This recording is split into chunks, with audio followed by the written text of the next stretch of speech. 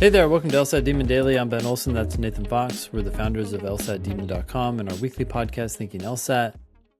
Hernan Cortez, this is an alias, writes in, do I blow it all up? And the do I blow it all up is in all caps. Hey, Demon Team. I'm writing to you as someone that is currently a 1L at University of Miami School of Law with a dilemma. Long story short, I applied last cycle with a 164, highest official score, but I was getting 168s on PTs, and I got into University of Miami with a 75% scholarship. Is that a good deal at University of Miami? Should we look that up real quick? Well, let's look it up. We should know the context here. I'm going to the scholarship estimator, lsatdemon.com/scholarships. I'm typing in Miami. Wait, this person had a 164, right? We don't know the GPA, but okay. 164. Ooh. Their GPA must be pretty good. Because right now it's estimating that their scholarship would be less than half with a 3.65, but I don't know what their GPA is. Okay. Oh, wait. Hold on. What? Oh, this is GPA for 1L year. I don't know their undergrad GPA, unfortunately. Yeah. Okay. Okay. So Hernan accepted the offer with a 75% scholarship. Mm-hmm. Everyone around me told me to take the offer as it wasn't a bad one, and that a year more of waiting is, quote, one less year of making lawyer money. Yeah, people make that argument. Hernan says, I didn't fall for the propaganda, but simply because of the fact that I thought I was being rigid in my plans and possibly blocking my own blessings, I decided to take the offer. Dude, what? Being rigid in your own plans. I mean, you had 168s on your practice tests. So I think you know you could have scored higher. The question is, do you want to go to University of Miami School of Law? And is a 75% offer good there? How many full rides do they give in Miami? Not that many. Full tuition is 0. Stipends is 5 students. And how many more than half? 55%. Okay, so they are giving a 50% or greater discount to well over half the class. I mean, it doesn't sound like Hernan got a terrible deal for this school, but yeah, that could still be a terrible deal for you. Right. Hernan continues. Fast forward to today, first semester grades came out, and I, parentheses, as most people who embark on this journey, performed the worst in a semester I ever have in my life. My cumulative GPA is at a 2.988, and I at least was keeping my hopes alive to transfer to a top school after 1L. That looks out of the window too. Boy, is University of Miami even the type of school where people can transfer out to other top schools? Well, let's take a look. So I'm clicking on the 509. That's only going to show transfers in, right? No, it shows transfers out. So JD1 transfers out is 9, transfers in is 7. Out of how many? How many students? Yeah. Sorry, I'm going back up to the top.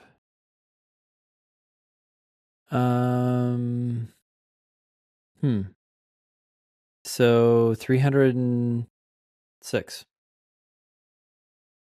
So, yeah, I mean, that's 3% of the class.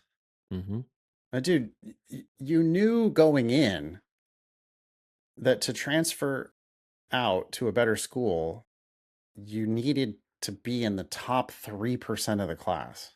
Well, he might not have known that. Oh, you might not have known it, but you could have known it because that Yeah. information is publicly available. It's on the 509. That's one of the things that we don't talk about on the 509 that much, but Sure. you can see how many transfers out there are, and there just aren't that many. I glanced, by the way, I'm thinking that if he is thinking that he wants to transfer to a better school. Mm-hmm. Florida might be one of those schools. Mm. Florida has not one transfer from University of Miami last Mm-hmm. year on Mm-hmm. their 509. It just doesn't even have anybody from that school transferring in. Now Mm-hmm. that could have been because nobody applied. I suppose let's go down the list maybe and look at all the Florida schools because I want to know where those people even are transferring to. Again, Mm-hmm. there's only 9 of them. Miami is ranked 92nd.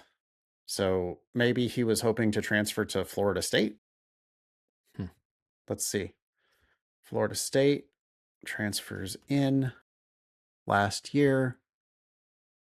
Nobody from Miami.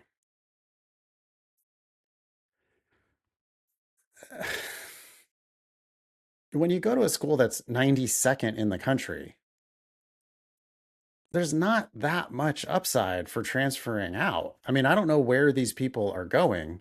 Mm-hmm. Can you think of another school not in Florida that somebody might be transfer? They're not going to transfer to Florida International, which is ranked 84th, right? Presumably not. Yeah, I mean, unless well, they got a deal.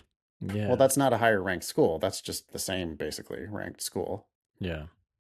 So I wonder where those 9 people actually go. Like, does Georgetown take people like that, or Guess it's possible. okay? Well, we don't need to keep speculating on it. Let's try to finish Hernan's email. Mm. I don't think you went in with a very savvy plan, Hernan. Transferring is rare, and you should never start law school with a plan of transferring out. That means you don't like your offer. That means you don't like your school.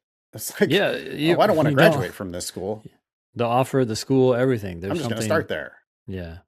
Um, I will say 2.988 is not necessarily bad. What's your class rank? What's the middle of your curve? Mm-hmm. Lots of times schools are going to have a B minus curve. I mean, the middle of the curve might be 2.7 Mm-hmm. as far as we know. So Yeah. Hernan could be above the median. He's probably not crushing it. Yeah.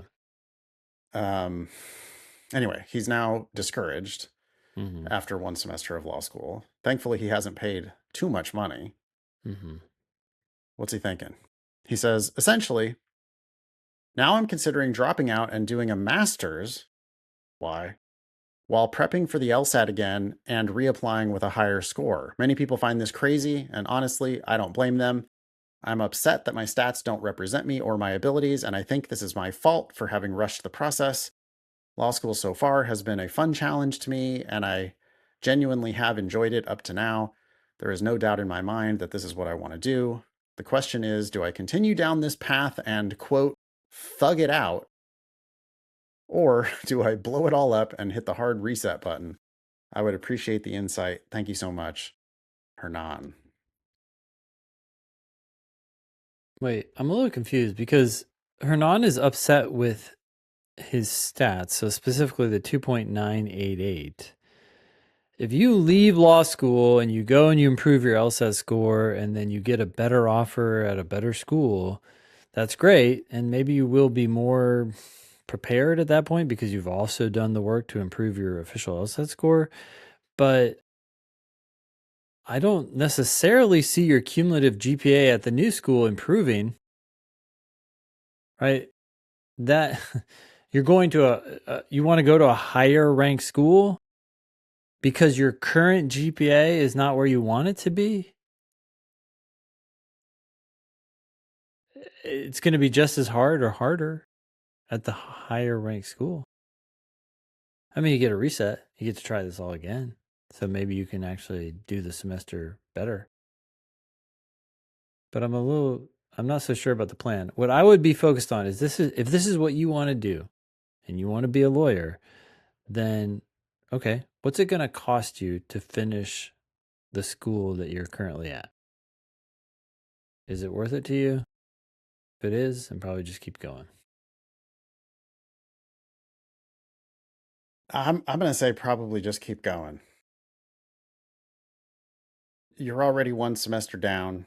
You're already, by the time you hear this, in your second semester. Mm-hmm. If you reapply, you're going to have to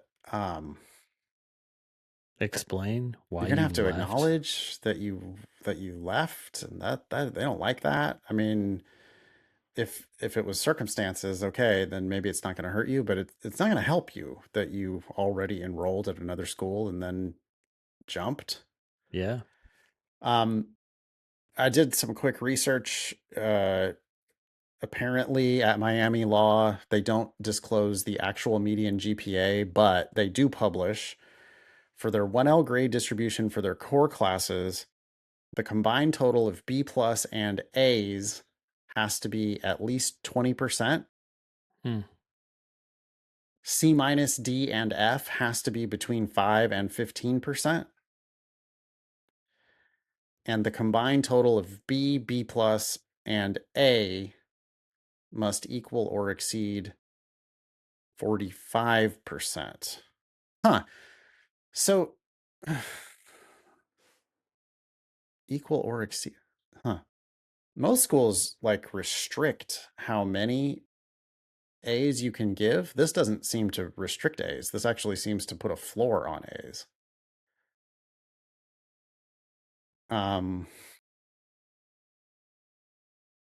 Other law schools, Notre Dame has a mandatory, the mean is always going to be between 3.25 and 3.3.